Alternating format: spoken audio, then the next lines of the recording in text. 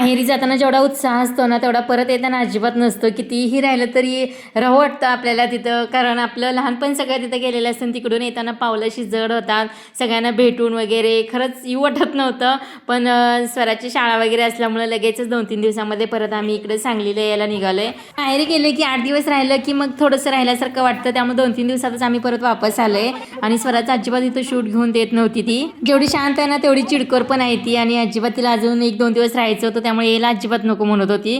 म्हणून तिचं रुसायचं फुगायचं असं काम चालू होतं. तर सासरचं बघा कितीही चांगलं असलं ना तर माहेरून येताना रडायला येतच. मलाही खूप रडायला येतं दरवेळेस येताना तिकडून. तर स्वराचा किती दंगा चालला बघा शूट वगैरे घेताना, त्यामुळे आम्ही काही जास्त शूट वगैरे घेतलं नाही.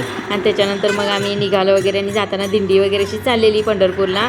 तर भारी वाटत होतं. पण स्वराचा मूड अजून पण खराबच होता. ती अजून पण चालूच होतं तिचं मला राहायचं होतं म्हणून. पण 26 जानेवारी असल्यामुळे आम्ही रविवारीच्या दिवशी आलेलं आहे. आणि मग तिला थोडंसं खायला वगैरे देतो, वडापाव वगैरे देतो, काहीतरी देतो म्हणून तिचा मूड थोडासा फ्रेश केला. आता कुठं ती जरा हसायला वगैरे लागली.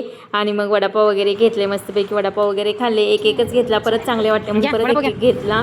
मस्तपैकी फुल्ल नाश्ता असं केलेला आहे. पेढे पण घेतले होते स्वरानी.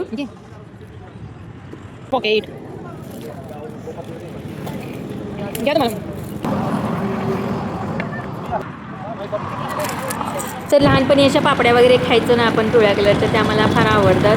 आणि तिथं होते म्हटल्यानंतर आम्ही 1-2 पॉकेट वगैरे घेतले, पापड्या वगैरे खाल्ल्या. आणि मस्तपैकी 2 व्हीलरवरनं असा प्रवास करताना भारी वाटतं. मला 2 व्हीलरचाच प्रवास फार आवडतो 4 व्हीलरपेक्षा सुद्धा.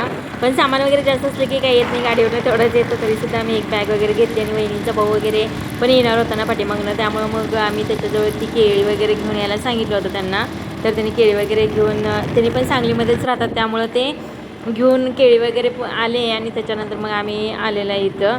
आणि मस्तपैकी असं संध्याकाळचं वातावरण, सूर्यास्त होत होता. आणि झाडं वगैरे अशी बघत एकदम खूप भारी वाटत होतं. आणि तर आम्ही जतवरून निघताना 4:30 वाजता निघालो होतो. 5:30 6:30 म्हणजे 2 तासामध्ये आम्ही आलेलं आहे. बहुतेक 6:30 पावणे 7 वाजले असतील. तर त्यावेळेला आम्ही ते घरी वगैरे पोचलो आहे.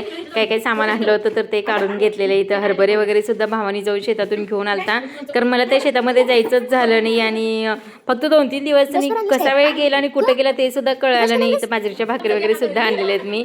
आणि मम्मी म्हणत होत्या व्हिडिओ वगैरे छान झाली, केळीची पूजा वगैरे छान झाली. त्याच आमच्या गप्पा चालल्या होत्या आल्या. आणि आईने इथं यात्रेतून काटवट घेऊन दिली होती मला, आणि ती सुद्धा मी घेऊन आले येताना. आता बघू भाकरी वगैरे करायला कधीतरी उपयोग करेल त्याचा मी. तर मस्तपैकी बाजरीच्या भाकरी वगैरे घेऊन आलो होतं. आणि दूध वगैरे पण आईनं ठेवलं होतं, हरभरे वगैरे दिले होते, ते सगळं काढून ठेवायचं काम चालू आहे. आणि संध्याकाळी आता मस्तपैकी बाजरीची भाकरी, दही, खरडा वगैरे असं काही जेवण असं आम्ही करणार आहे. तर हा होता आजचा व्हिडिओ. कसा वाटला नक्कीच सांगा. भेटूया नेक्स्ट व्हिडिओमध्ये. तोपर्यंत बाय बाय, थँक्यू.